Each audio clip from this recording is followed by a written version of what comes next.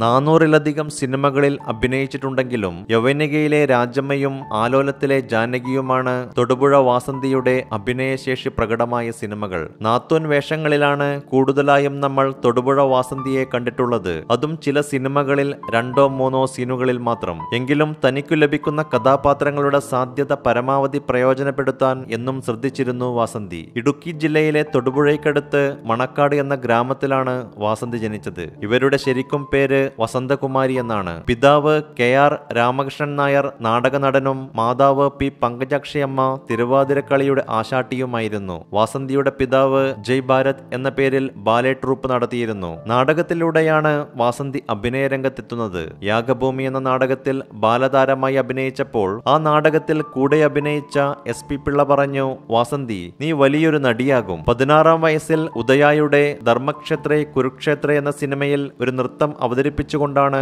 വാസന്തി സിനിമയിൽ കാലെടുത്തു വച്ചത്. സിനിമയിൽ അഭിനയിച്ചെങ്കിലും വാസന്തി നാടകത്തോട് വിട പറഞ്ഞില്ല. പീനൽ കോഡ് എന്ന നാടകത്തിൽ അഭിനയിക്കവേ കൂടെ അഭിനയിച്ച അടൂർ ഭവാനിയാണ് വസന്തകുമാരി എന്ന പേര് തൊടുപുഴ വാസന്തി എന്നാക്കിയത്. ആദ്യ സിനിമ ധർമ്മക്ഷേത്രേ കുരുക്ഷേത്രേ 1975-ലാണ് റിലീസ് ചെയ്തത്. തൊട്ടടുത്ത വർഷം ചെന്നായി വളർത്തിയ കുട്ടി എന്ന സിനിമയിൽ ഡയലോഗുള്ള വേഷം വാസന്തിയെ തേടിയെത്തി. തുടർന്ന് 1982 വരെ നിരവധി സിനിമകൾ ചെയ്തെങ്കിലും അവയൊന്നും വേണ്ട വിധത്തിൽ ശ്രദ്ധിക്കപ്പെട്ടില്ല. അതിൽ എടുത്തു പറയാവുന്ന വേഷം 1979 പുറത്തിറങ്ങിയ എന്റെ നീലാകാശം എന്ന സിനിമയിലേതാണ്. അതിൽ മാധവി എന്ന കഥാപാത്രത്തെയാണ് വാസന്തി അവതരിപ്പിച്ചത്. പിന്നീട് 1982-ലാണ് KG ജോർജ് സംവിധാനം ചെയ്ത യവനിക എന്ന സിനിമയിലെ രാജമ്മ എന്ന നാടക നടിയുടെ വേഷം വാസന്തിയെ തേടിയെത്തിയത്. വാസന്തിയുടെ അഭിനയ പ്രതിഭ മലയാള സിനിമ അടുത്തറിഞ്ഞത് ആ കഥാപാത്രത്തിലൂടെയാണ്. പിന്നീട് നിരവധി സിനിമകൾ വാസന്തിയെ തേടിയെത്തി. കഥാപാത്രങ്ങളുടെ വലുപ്പച്ചെറുപ്പം നോക്കാതെ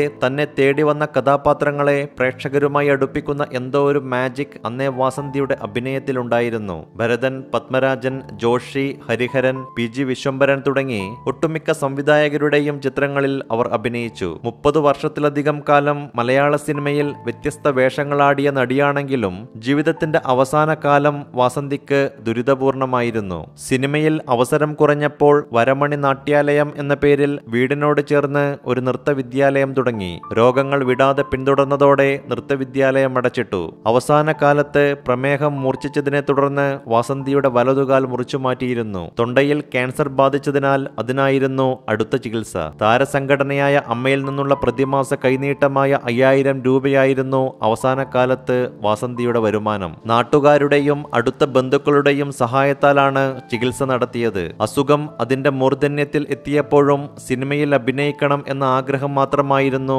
വാസന്തിയിൽ ബാക്കിയുണ്ടായിരുന്നത്. എന്നെങ്കിലും അത് സാധ്യമാകും എന്നും അവർ പ്രത്യാശിച്ചിരുന്നു. എന്നാൽ എല്ലാ സ്വപ്നങ്ങളും പാതി വഴിയിൽ ഉപേക്ഷിച്ച് 2017 നവംബർ 28-ന് പുലർച്ചെ 3 മണിയോടെ തൊടുപുഴയിലെ ഒരു സ്വകാര്യ ആശുപത്രിയിൽ വെച്ച് വാസന്തി വേദനകളില്ലാത്ത ലോകത്തേക്ക് പോയി.